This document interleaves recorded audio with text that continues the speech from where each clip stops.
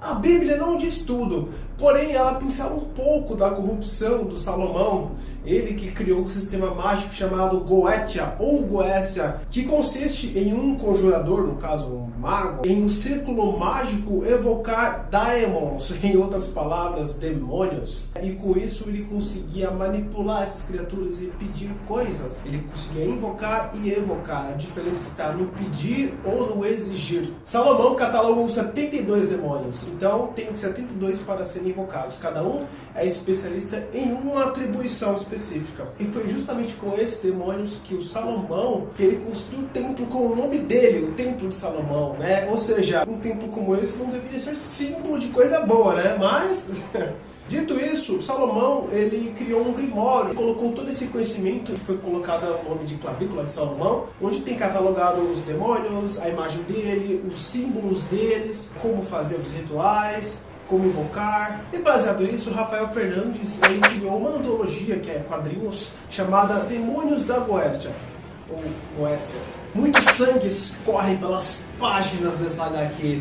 Aqui compila algumas lições de vida, né? Do que não se fazer quando estiver com problemas, qualquer tipo que seja, financeiro, com mulheres, ou problema no trabalho. Aqui mostra os benefícios de se entrar em contato com antigos espíritos do mal. Transformem esta forma decadente em Mua! Pela vermelhidão da coisa dá pra entender que não é coisa boa.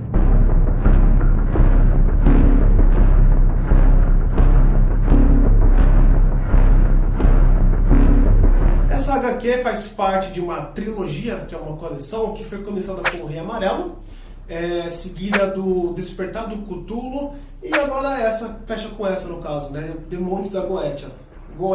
A identidade gráfica das HQs foi mantida, então cada uma delas tem uma cor predominante, e essa cor também vai ser muito importante para as páginas.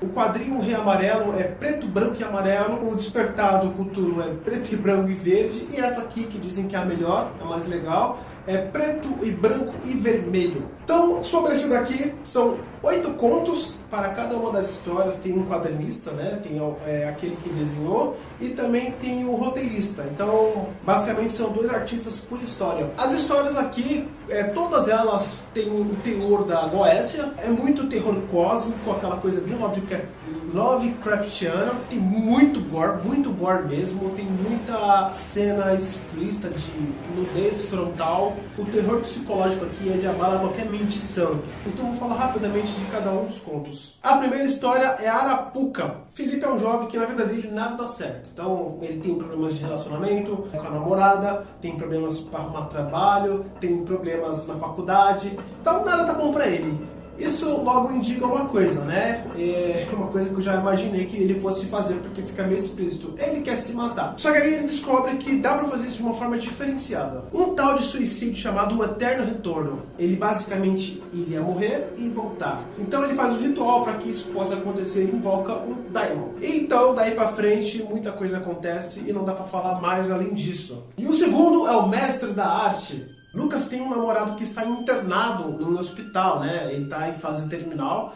está definhando. E ele, que gosta muito do namorado, cria um jeito para tentar dar vida para ele novamente. Então a história praticamente já pega a gente de assalto com ele já com o ritual em trâmite. Então é super legal essa história porque ele parte igual uma testemunha de Jeová, batendo de porta em porta, e tenta meio que converter as pessoas à idolatria da entidade que ele invocou. Então assim, ele precisa ter muito cuidado com o que ele vai fazer, porque tem todos uns procedimentos, né, que se ele não cumprir isso à risca, não é considerado válido. Então ele até para entrar na casa, né, tem todo um esquema aqui. Então é interessante, né, e ele tem que usar as palavras certas, saber persuadir a pessoa para convencer ela daquela religião maluca, vamos dizer assim. Só que aí ele descobre que isso que ele está fazendo não vai ser suficiente para salvar a vida do Lucas. Então ele descobre que tem que arriscar muito mais, e ele vai tentar fazer isso.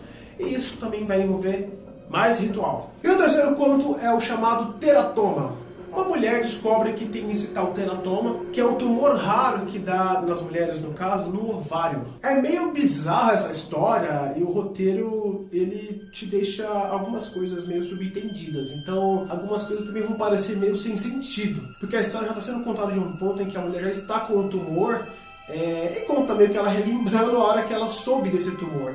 Mas, desde o começo, já é o ponto de vista dela com aquele tumor que dá a entender que é por estar nessa antologia, dá a entender que é por conta de um ritual que ela fez e ganhou esse presente, que é esse tumor. Então, se alguém tem pouco tempo de vida e sabe disso, tende a aproveitar. Com esse tumor, ela começa a ver o mundo meio de uma forma bizarra, né? E você acaba tendo sensações estranhas, porque é tudo bizarro. E o quarto conto é Semente. Um rapaz, ele é meio taradão, tá na internet, ao que tudo indica no Facebook, ele viu a imagem de uma estátua, né? Uma estatueta de uma mulher seminua. Só que aí ele começa a colocar comentários elogiosos para ela, coisas como gostosa, ele e um outro rapaz estão comentando isso, e uma terceira pessoa com a imagem do perfil com pentagrama invertido e o nome de Lilith, né? Nada sugestivo. Então assim, ela não gosta nem um pouco do que eles estão comentando, né? Só que aí no caso ela é rechaçada, ela é meio que esculhambada pelos dois. Então até fala que é satanista, brinca ali e tal. Mas aí no caso ela fala que vai dar o troco que eles estão ferrados na mão dela. Mais especificamente esse cara aí. É meio instantâneo. Coisas estranhas começam a acontecer e muita coisa envolve satisfação, desde palatal até sexual, coisas envolvendo comida, masturbação. Só que isso aí começa a pirar o personagem, né? A ponto de envolver ritual também, e uma coisa puxa a outra, e é uma reação em cadeia de coisas malucas. E o quinto conto são essas 4 letrinhas que eu nunca lembro como se fala, que acho que é o tetragrama sagrado. No final das contas, o significado é Yahvé, ou Javé, ou Jeová. Né? Todo mundo fala que é o nome de Deus, mas se for pesquisar um pouquinho mais a fundo, percebe-se que não é o nome dele. Mas aqui é o nome dele, como muita gente também acredita que é. E como Desejos Malucos, um personagem quer ter imortalidade e muita sabedoria, a qualquer custo. O pacto é feito com um anjo, só que até que isso seja concluído, né, todo o processo inclui a visita de 3 demônios. Os 3 vão tentar convencer ele de não fazer o pacto com o anjo, né, então ele vai receber 3 visitas. Não dá pra dizer mais do que isso, apenas que ele vai tirar muito proveito disso, e disso também ele vai sofrer muitas consequências. 6. Colônia. Uma paciente recém-chegada em um hospital psiquiátrico é recebida por uma outra paciente que já está lá há um bom tempo. Essa pessoa que está lá tem a cara visivelmente de louca.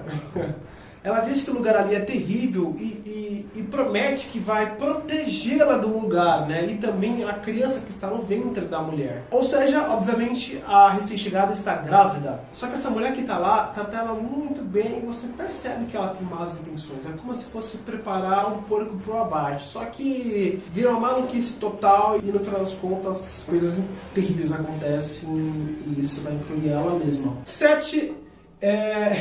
Espanhol, né? Eu sou muito bom em espanhol. É El Cartel de las Hermanas Satânicas. O pai tem um filho deformado e põe deformado nisso. O moleque tem uma cabeça gigante. Não sei se é um tumor, que raio que é aquilo, mas é feio o negócio. E ele iria sacrificar o pobre coitado em um ritual. Só que durante esse ritual ele desistiu. E isso trouxe algumas consequências para as bruxas, né? As magistas que estavam fazendo o ritual. Deformação na cara. E isso requer um pouco de vingança por parte delas. As coisas não vão ficar muito boas não, porque vai ter um encontro de todo mundo de novo, vai ter muito gore, e a chave e o segredo principal da história tá com o moleque. 8. Um jogo. Mostra alguns anjos que estão travestidos de humanos numa mesa de bar. Eles estão bebendo ali, descontraindo, só que descontraindo como? Fazendo comentários, um tirando sarro com o outro, por conta das obras que eles fizeram. Eles contam as suas vitórias e glórias, aquilo que eles fizeram, tipo persuadir pessoas, incitar pessoas ao erro, à maldade, e um começa a falar do outro, o que você fez foi muito pouco, o que eu fiz foi pior. Tipo, eu convenci um líder religioso a acreditar que o irmão dele estava no purgatório e por conta disso, para salvar ele precisava iniciar a Inquisição. E na história ele faz isso, né? Um anjo se vangloria porque ele conseguiu convencer um líder religioso religioso a dar início à Inquisição, por uma crença própria dele. Isso dentro desse universo, da forma que aconteceu aqui. Um anjo caído tira sarro do outro, porque acha que a merda que o outro fez é menor que a sua. Tem uma virada de tabuleiro que está ligada diretamente com um humano, ou seja, eles estão tirando sarro dos humanos, só que o plot twist do conto é justamente um humano, né? Aqueles a quem eles estão zombando. Não pode se esperar menos, a HQ é muito pesada, é impactante. E a lição de moral que fica é que não vale a pena brincar, por mais que você precise de alguma ajuda, não vale a pena recorrer a nenhum Daimon. Isso eu falo na HQ e no mundo real, porque Goetia é um sistema mágico que existe, Salomão praticava, pessoas praticam e muita gente tem perturbações espirituais e não é algo recomendável. As histórias aqui não são nem um pouco bonitinhas, principalmente por serem visuais, né? E também porque não tem final feliz em nada aqui. Tudo tende à destruição ou à perda irreparável. O gore aqui chega a ser tão excessivo, mas tão absurdo, que tem hora que você não entende o que está acontecendo. Chega a ser abstrato. É meio maluco. Sabe aquelas aberturas antigas Aberturas não. Aqueles comerciais malucos da MTV que eram uns negócios meio bizarros, que você não sabia por que era aquilo, por que servia. É bem desse estilo. É nojento, é bem pavoroso. Tem conta aqui no caso que começa numa cor mais preto e branco, tem um vermelho, claro, mas começa a ficar mais intenso, mais intenso, mais intenso. Chega uma hora que tem tanto vermelho, mas tanto vermelho que você fala, meu Deus, o que está acontecendo isso aqui? O livro usa um grimório real como base, né?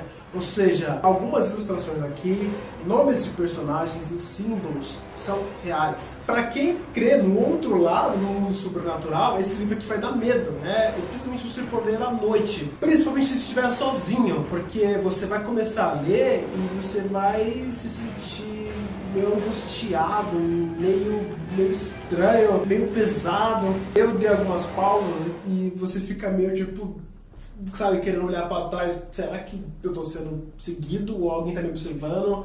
Deixa eu olhar direito ali nesse quarto escuro, será que não tem dois olhos vermelhos me observando? Você fica com medo de alguém estar te espiando, você vira as páginas com medo, ela pinga sangue, explode vísceras na sua cara, ela tem palavrão, tudo que você imaginar de bizarro aqui, tem até criança aqui sendo arrancada viva da barriga da mãe. Então, você vê como tem muita coisa pesada. No final das contas, as histórias são muito boas, é de se refletir. Você vê as consequências de lidar com o mal para conseguir coisas para si. Enfim, que as histórias são muito boas por conta da reflexão. Ela te dá esse sentimento. Reler as histórias faz você pensar de uma forma diferente, porque a primeira leitura você fica meio perturbado, na segunda você já entende mais o sentimento da coisa. Tem história aqui que envolve muito o emocional, naquela do pai e filho, por exemplo. Então assim, de terror para terror, é muito bom. As ilustrações estão muito bonitas, os roteiros não são complexos, geralmente algum desejo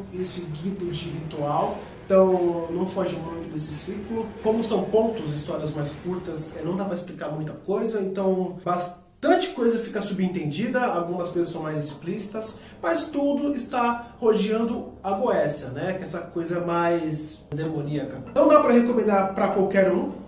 Mais para pessoas que são amantes do terror psicológico, do terror cósmico, que é uma coisa Lovecraftiana que eu volto a falar. Parece que ele é o pai do terror cósmico, né? Amantes do mundo sobrenatural, de bizarrices, do sobrenatural, do ocultismo, vão adorar essa HQ. É totalmente nacional, desde os quadrinistas ao roteiro. Se eu não me engano, não tenho certeza, mas foi um edital que foi aberto. Os quadrinhos foram selecionados conforme a história, conforme a ilustração. E o resultado final foi esse. Eu gostei, como chancela para contrariar, colocar o número 7, nota 7 pro livro.